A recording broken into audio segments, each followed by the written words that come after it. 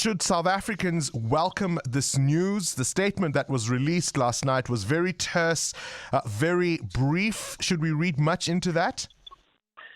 It does indicate that there's currently a lot of cooperation that is happening, and that matters would probably be at a sensitive stage, but we did deem it appropriate to update South Africans that indeed there's a significant development of this nature. And like we did say, cooperation is still ongoing with the UAE, so it is a fluid matter. But indeed, this is a significant development. Is it a bit of a delicate dance in terms of making sure that we don't step on the feet, as it were, of the officials in the UAE? Because ultimately, whatever we want to charge them with here has to match their laws in order for them to hand them over.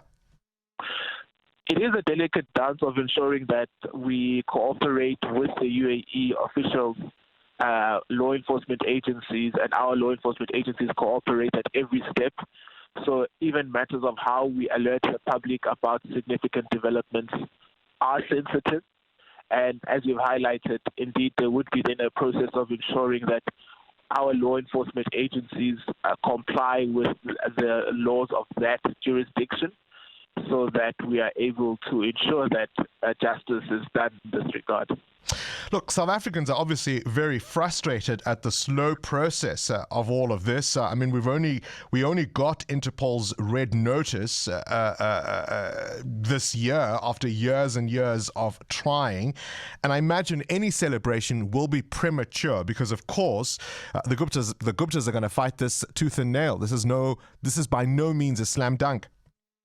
Yeah, matters of this nature, Bongani, generally where you are required to bring someone before a court of law, does end up being a protracted process in any event. It becomes a little bit more complicated when there are international jurisdictions involved.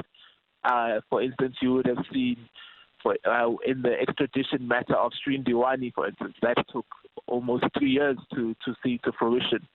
So generally, this would be a protracted process. But also, what we must stress is probably the next phase now would probably be the extradition phase. And it's not a process of tapping someone on the shoulder and say, come, let's go back to South Africa.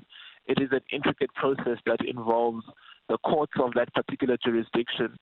And the parties that are involved have the right to challenge the process at every step of the way. And as we've seen in South Africa in our own courts involving extradition of other foreign nationals to other countries, people challenge the process right up to the Constitutional Court sometimes. Yeah. So this is very likely that we should anticipate that type of conduct from any other party who wants to be extradited to South Africa.